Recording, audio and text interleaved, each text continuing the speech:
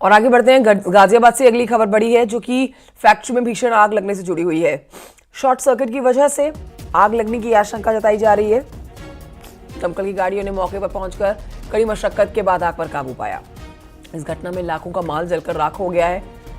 गनीमत रही कि किसी की जान को नुकसान नहीं हुआ है। पैकेजिंग और केमिकल की फैक्ट्री बताई जा रही है। ये थाना मुरादनगर क्षेत्र की यह घटना है।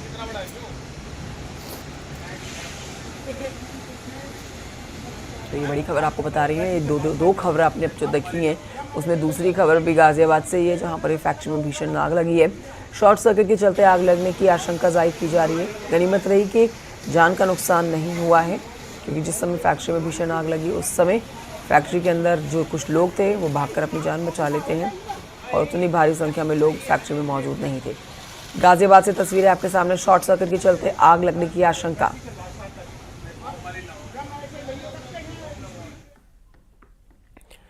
और आइए बढ़ते हैं आगे। अयोध्या की बड़ी खबर आपको देते हैं। अयोध्या गैंगरेप मामले में एक नया मोड़ आ गया है। समाजवादी पार्टी के नेता हैं मोहित खान, जिनका डीएनए मैच नहीं हुआ है। डीएनए रिपोर्ट सामने आ गई है। बड़ा खुलासा डीएनए रिपोर्ट में डीएनए मैच नहीं हुआ है। हालांकि नौकर राजू खान की रिपोर्ट पॉजिटिव आई है।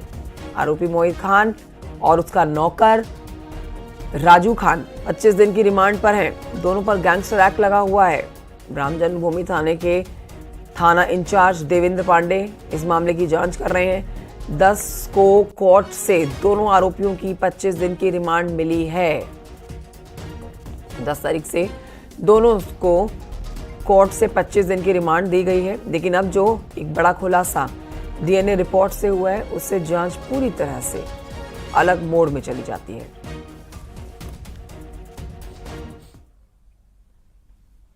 लखनऊ में चिन्हट में डिलीवरी बॉय की हत्या के मामले में पहले तो सीसीटीवी फुटेज सामने आया। डिलीवरी देने जाते समय ये फुटेज आप देख सकते हैं उस शख्स का जिसको मौत के घाट उतार दिया गया है। बाइक पर सवार ये शख्स डिलीवरी देने जा रहा है। हत्या के बाद भारत की खड़ी बाइक का भी फुटेज सामने आया है। आरोप के मुताबिक महंगे मोबाइल के लालच में दो लोगों ने उसकी हत्या करके शव को नहर में फेंक दिया। पुलिस, एनडीआरएफ, एसडीआरएफ नहर में शव को तलाश रही है। इस मामले में पुलिस ने एक आरोपी को गिरफ्तार भी कर लिया है। दूसरा आरोपी फरार है।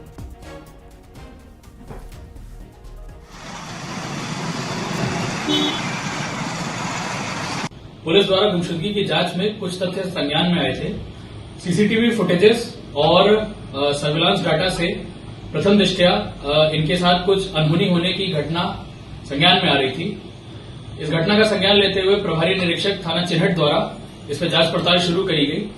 अभी पूछताछ पे एक व्यक्ति जिसका नाम आकाश है, इसको हिरासत में लिया गया है।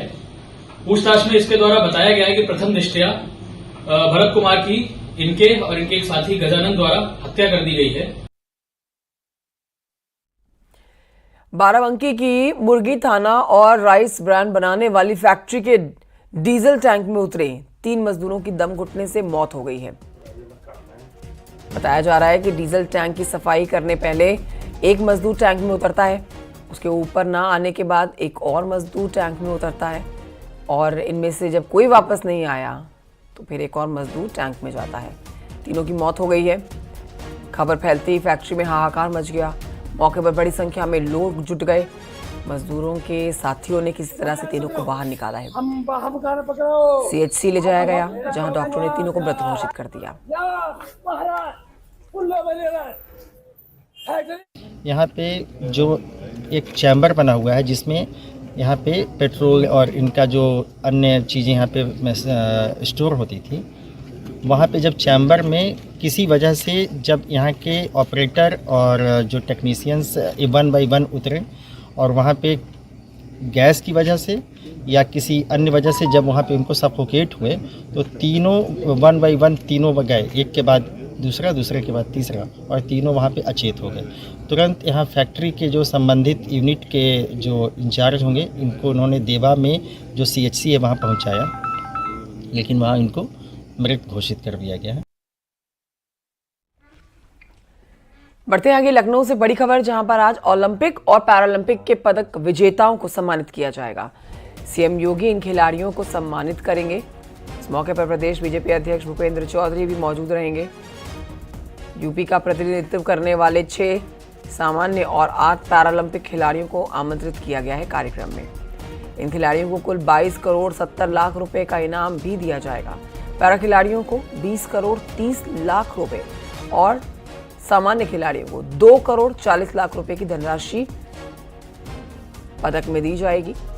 पदक विजेता खिलाड़ियों को गेजेटेड अफसर भी बनाया जा सकता है।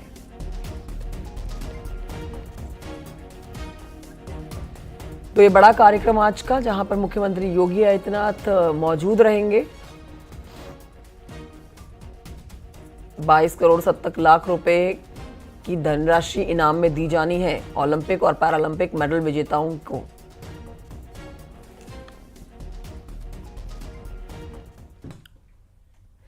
इस बीच आपको यह भी जानकारी दे देते हैं कि आज योगी कैबिनेट की अहम बैठक होने वाली है। इसमें कई अहम प्रस्तावों पर मोहर लग सकती है। तो ये भी महत्वपूर्ण कार्यक्रम, जहां मुख्यमंत्री योगी आदित्यनाथ की मौजूदगी रहेगी। सीएम योगी की अध्यक्षता में लखनऊ के लोक भवन में शाम के 5 बजे ही बैठक होने जा रही है। कैबिनेट की अहम बैठक, योगी कैबिनेट की अहम बैठक में कई प्रस्तावों पर मोहर लगने की चर्चा है।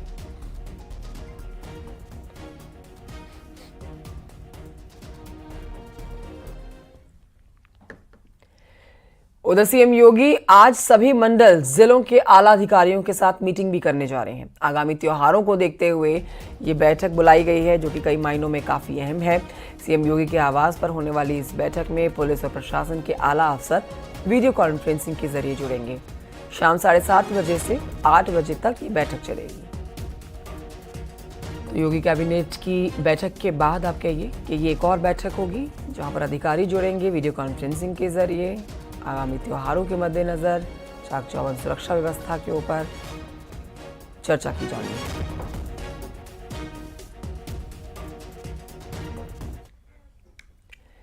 हरियाणा चुनाव में क्या कांग्रेस ने ब्राह्मण वाला दांव खेला है? रणदीप सुरजेवाला ने एक बयान के बाद अब देखिए उनसे पूछा जा रहा है, ना सिर्फ उनसे बल्कि कांग्रेस से पूछा जा रहा है कि ब्राह्मण समाज के सम्मेलन के दौरान सुरजेवाला ने बीजेपी को ब्राह्मण विरोधी बता दिया। इतना ही नहीं, उन्होंने यूपी की योगी सरकार पर ब्राह्मणों के उत्पीड़न का आरोप भी लगाया है। बीजेपी ने इस पर पलटवार किया है।